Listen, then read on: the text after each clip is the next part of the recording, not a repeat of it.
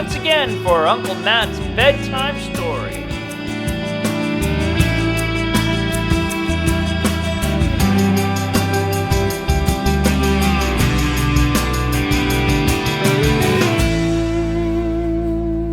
Hello everybody, it's Uncle Matt and I'm here to read you another bedtime story, and it's back to school week here, 2022, at Uncle Matt's bedtime story.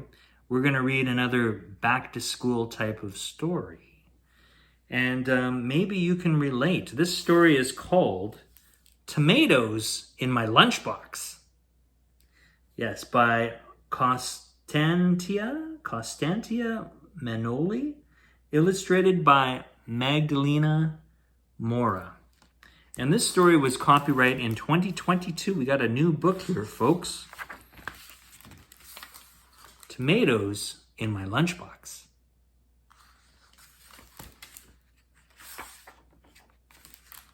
Here we go. I don't recognize my name at roll call the first time.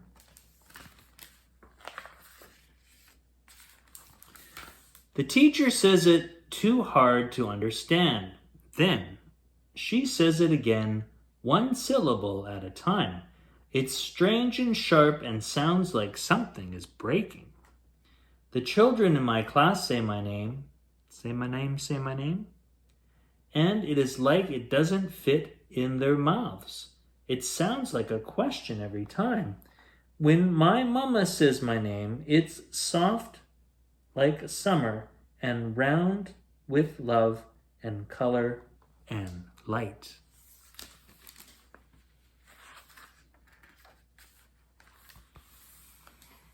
I want to be Olivia, Sophie, or Chloe, or Emma with yellow hair like the sun and the blue sky in her eyes, and any other name that is an answer. Yes, they can laugh and dance, and everyone understands their names.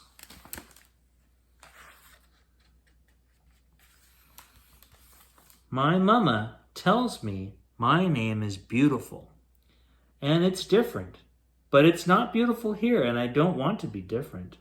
I want a name that fits inside the front of my book. I want a name I say once and people know it's a name. I want a name that stories are about.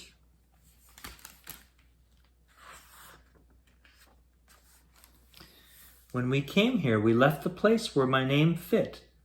We took what we could and closed it in our suitcases. Our things look weird here. My clothes are weird here. The whole tomato in my lunchbox is weird here.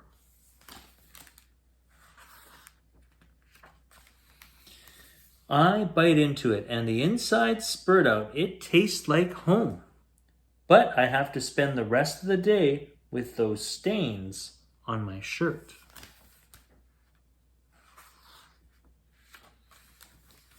Mama tells me I just need to make some new friends. That's all.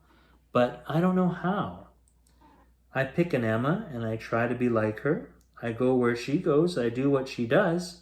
I say what she says. It doesn't work. If my name were Emma too, we'd have something to smile to each other about, and we could share secrets.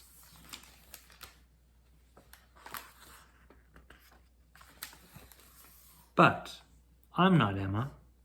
It doesn't fit me. There is a whole world in my name. I carry it with me. It's heavy carrying your whole world around you all the time.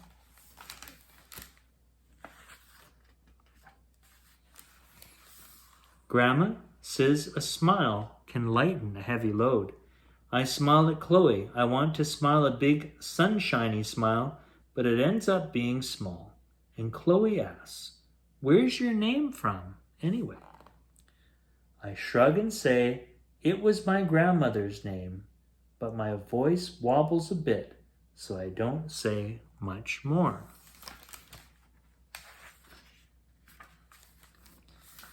I don't tell her it belonged to the person I loved most, the person I left behind in a place that shines with yellow sun and with blue skies, the place where our names are familiar and beautiful.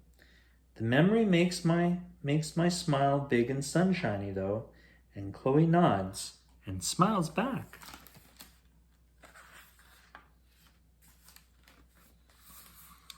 The following day, I sit next to her in class. She doesn't speak during the lesson, but when it's time to leave, she points at my scarf and says, "Yellow is my favorite color." I whisper, "It's my favorite color too. I've never told anyone here that before."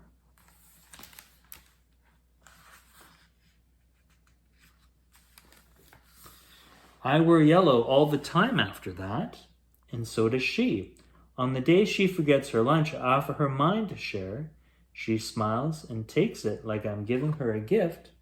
We sit with tomato seeds on our shirts and talk, and it's like a door opening. We laugh and dance under the shining sun and skies so blue.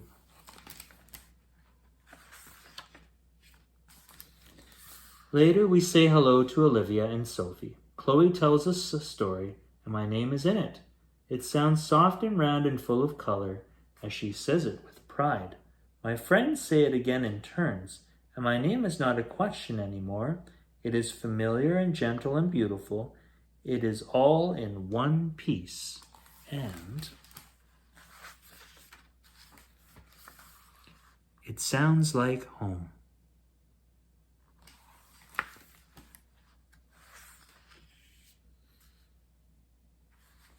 Well, I won't read much of this, but I kind of messed up the name too at the beginning with the title.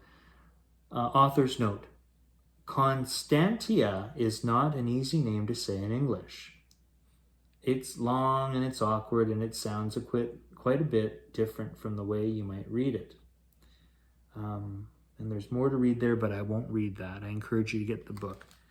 But I have to admit too, sometimes, it's hard for me to remember names to begin with, but when I'm told a name I'm not familiar with, I often mess it up, and I usually apologize. I say, "I'm sorry, I messed up your name.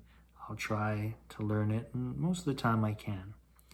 But I think the important thing to do is to try, because the other person who might have the name that isn't familiar feels bad. It's nice to keep trying. I think people know that if you keep trying,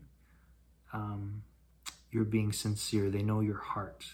They know that you care and you're trying. So I encourage you to do that as well.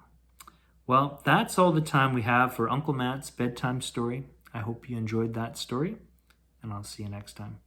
Bye for now.